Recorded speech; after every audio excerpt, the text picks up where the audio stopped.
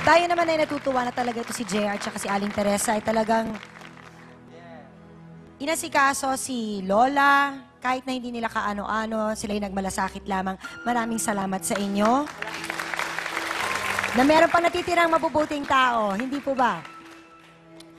Para po kay Ronaldo at saka kay Carmencita. Ronaldo, bilang ikaw ang kinupkop at si Carmencita naman ang iyong naging kinasama, narinig nyo naman ang lahat ng sinabi ng ating trio.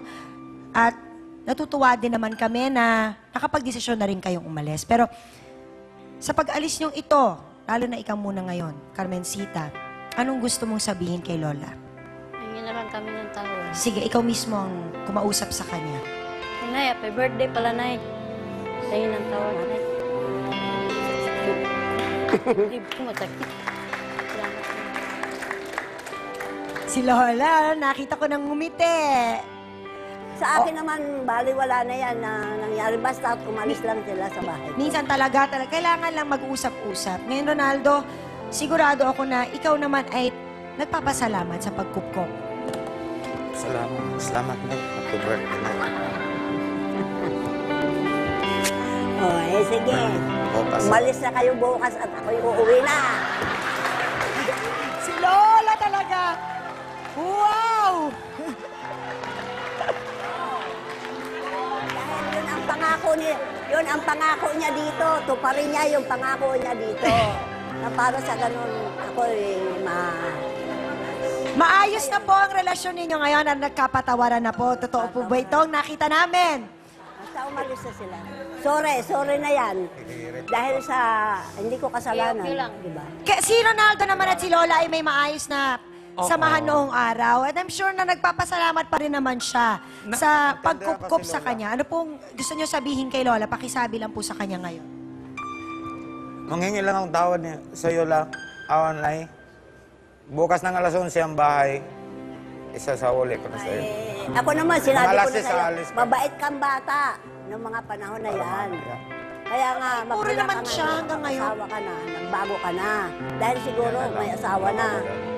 Siguro ang nangyari kasi talaga, ating hindi na-explain ni Kuya Ronaldo kay Ate Carmencita Yes. kung ano ang ugali ni Nana. O, baka nabigla ka rin ano? Baka nabigla ka rin. Kasi alam naman natin na medyo mabigat magsalita ito si Lola. Pero syempre, pasensya talaga ang kailangan dyan. Kaya ang maganda po talaga, kung gusto nyo talagang magsimula ng sarili nyong pamilya, maganda na rin talaga na nakabukod kayo. Oo, iba pa rin talaga pag kayong dalawa lang ang magkasama. Tama. Diba? Okay. Birthday niyo po ngayon, ano? Happy birthday po, 79 years! Siyempre, hindi po namin nakakalimutan yon. Ayan, si Lola. At dahil po birthday ninyo, meron po kaming regalo para sa inyo. Lola, wow! Lola, tayo po kayo. Dito tayo sa... Yan. Maraming salamat sa inyo. Mag-wish muna kayo, tapos ipan nyo ang kandila. Mag-wish po kayo. Wish mo, ako'y nagpapasalamat sa Lord, kay Lord. Na ako'y umabot pa sa ganitong taon, na ako'y inabot pa ng 79 anyos na sa panahon na ito. Ang akin lamang wish sa yung aking bahay na nakasanla. At gusto ko kung doon man ako, ay ako'y magtinda ng mas pinapapano at nag-iisa na sa buhay. O sige po, Lola. I-blow nyo po yung kandila. Masusunog na po ang cake. Okay! Upo muna tayo. Maraming salamat. Lola! Dahil po ang wish nyo ay yung bahay nyong na nakasanla ay hindi po makuha sa inyo. Regalo po ng face-to-face sa inyo na ang bahay na yon ay maibalik sa inyo.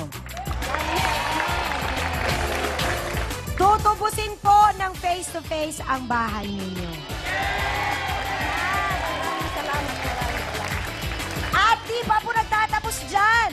Dahil sinabi niyo po kanina na gusto niyo po sanang magkaroon ng maliit na tindahan. Para magtinda-tinda na lang kayo. Pati po yun, ang pangkabuhayan showcase po para sa inyo ay ibibigay ng face-to-face. Maraming salamat.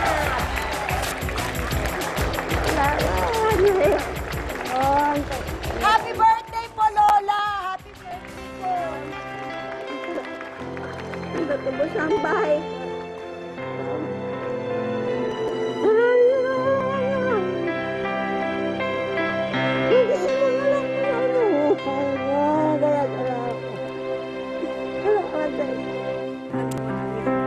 Ayan po, happy birthday po mula sa amin dito sa Face to Face.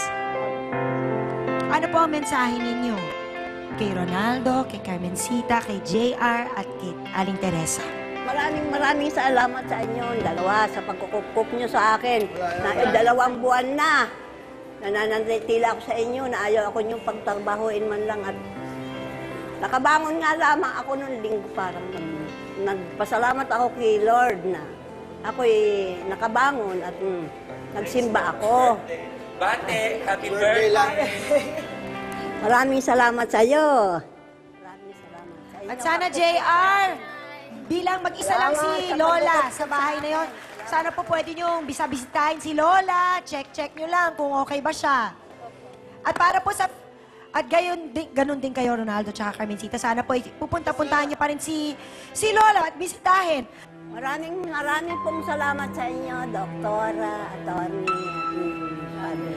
Talaga ako'y nagpapasalamat sa face-to-face. Na ako'y nakapunta rito na para lamang talaga maliwanag ang isip ko. Masaya na po ba kayo, Lola? Masaya na ako sa ngayon, lalo na po ako'y ang aking bahay ay matutubos na at saka yung may kunting kabuhayan. Maraming salamat sa inyo. Ayan.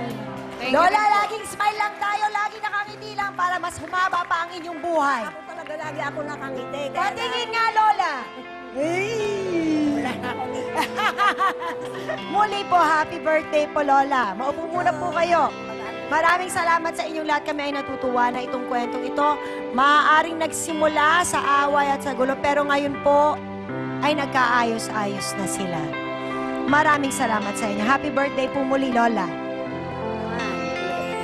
Amin na po tayo mga kapatid. Magandang aral na naman ang nais ihatid ng issue. Lahat tayo ay darating sa dapit hapon ng ating buhay. Puputi ang ating buhok at tiyak na tayo itatanda. Siguradong sa panahon na yon ay magiging mahina rin tayo at hindi natin magugustuhan na tayo ay masaktan ng mga mas bata pa sa atin. Kaya naman bigyan sana natin ng paggalang, pagmamahal, at pagkalinga ang lahat ng matatanda sa ating paligid. Higit nilang kailangan ng ating pag-iintindi dahil sa parte ng kanilang pagtanda, ang pagiging maramdamin. Hindi na ganoon kahaba ang panahon pa na makakasama natin sila.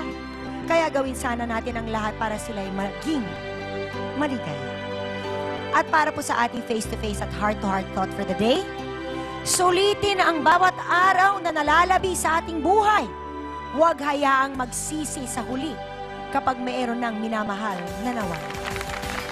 Maraming salamat po sa aking co-host na si Hans sa Dance Squad! Kina B1 at B2 sa ating trio tagapayo sa ating mga sausawer at sausawera at lalo na sa ating mga bisita na lumapit sa face-to-face para masolusyonan ang kanilang mga problema. Ako po uli ang inyong pambansang kapitana si Ate Angelic na laging nagpapaalalang ang problema, pwede mong tawanan, pero hindi mo yan dapat talikuran. Kaya kung may problema ka, harapin mo, pag-usapan natin yan. Para sa inyo to mga kapatid. Mahal ko rin po mga anak ko yun. Nanay po ako. Oo nga. Tatay, sumakabilang bahay, pati mga anak, tinangay. Papalit tayo ng panibagong mama kasi pabaya yung mama niya. Kinuha niyo nga! Yun! Di ba kinindak niyo? Kinuha niya dapat ng birth certificate yung mga bata. Ba't hindi mo sila kinuhanan ng birth certificate? May bebot ng iba, may matrona pa. Sira ko puso ko para referensya. Kasama ko yung cellphone. Sana yung sales stock na gagamit mo sa trabaho, hindi sa babae. Face to face, 10:30 a.m. sa TV5.